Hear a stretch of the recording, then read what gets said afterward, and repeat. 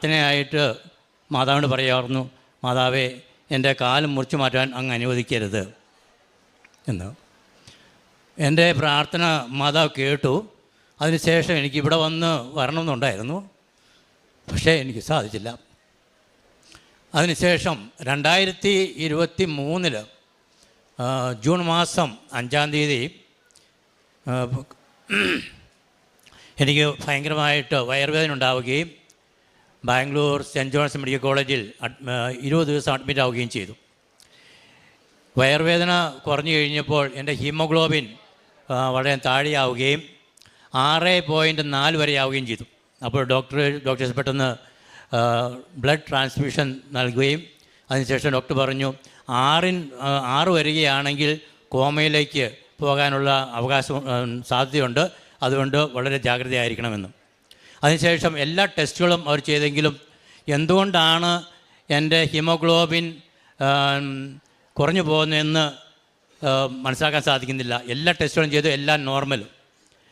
അതിനുശേഷം 20 ദിവസം കഴിഞ്ഞ് ഡോക്ടർ എന്നെ ഡിസ്ചാർജ് ചെയ്തിട്ട് പറഞ്ഞു, 2 ദിവസം കഴിഞ്ഞ് വരിക, നമുക്ക് ബോൺ മാറോ ചെയ്ത് നോക്കാം. അതിലൂടെ ഈ റെഡ് ബ്ലഡ് സെൽസ് എങ്ങനെ നശിക്കുന്നു എന്ന് കണ്ടുപിടിക്കാൻ സാധിക്കുമായിരിക്കാം. ഒരു പക്ഷേ ക്യാൻസറിൻ്റെ എന്തെങ്കിലും ആരംഭം ഉണ്ടായിരിക്കാം എന്നാണ് ഡോക്ടർ അപ്പോൾ പറയാനിടയായത്. 2 ദിവസം കഴിഞ്ഞിട്ട് ഇപ്പോൾ ഡോക്ടർ പറഞ്ഞു 2 ദിവസം കൂടെ നിങ്ങൾ വെയിറ്റ് ചെയ്യുക.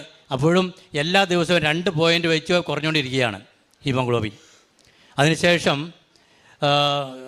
ഞാൻ ചെല്ലേണ്ട ദിവസം വന്നു കഴിഞ്ഞപ്പോഴേക്കും എൻ്റെ അമ്മയ്ക്ക് അസുഖമാവുകയും ഞാൻ പെട്ടെന്ന് വീട്ടിൽ പോവുകയും ചെയ്തു.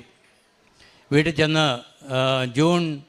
ജൂലൈ 3-ാം തീയതി എൻ്റെ അമ്മ മരിക്കുകയും അതിനുശേഷം ഒരു സെക്കൻഡ് ഒപ്പീനിയൻസിന് വേണ്ടി കോട്ടയം കാരിതാസ് ഹോസ്പിറ്റലിൽ ഞാൻ അഡ്മിറ്റ് ആവുകയും 5 ദിവസം അവിടെ കിടക്കുകയും അപ്പോൾ ഡോക്ടേഴ്സ് പറഞ്ഞു എന്തുകൊണ്ടാണെന്നുള്ള കാരണം ഞങ്ങൾ കണ്ടുപിടിക്കാം എന്ന് പറയുകയുണ്ടായി. പക്ഷേ 5-ാം ദിവസം ഡോക്ടർ പറയുകയാണ് എല്ലാം നോർമലാണ്, എവിടെയും ഈ ബ്ലഡ് ലീക്ക് ആവുന്നതായിട്ടൊന്നും കാണുന്നില്ല, അതുകൊണ്ട് എന്താണ് കാരണമെന്ന് ഞങ്ങൾക്ക് മനസ്സിലാക്കാൻ സാധിക്കുന്നില്ല, അതുകൊണ്ട് ബാംഗ്ലൂർ തിരിച്ചു പോകുമ്പോൾ അവിടെ വെച്ച് ഉടൻ തന്നെ ബോൺ മാറോ ചെയ്യുക എന്ന് അദ്ദേഹം നിർദ്ദേശിക്കുകയും ചെയ്തു.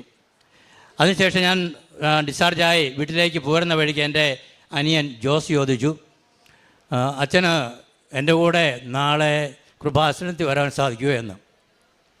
എനിക്ക് കാര്യമായിട്ടുള്ള വിശ്വാസമൊന്നുമില്ലായിരുന്നു. കാരണം എന്താണെന്ന് ചോദിച്ചു കഴിഞ്ഞാൽ കൃപാസനത്തെപ്പറ്റി പലപ്പോഴും നെഗറ്റീവായിട്ട് ഞാൻ കേട്ടിട്ടുണ്ടായിരുന്നു. ഇതൊരു ഫ്രോഡ്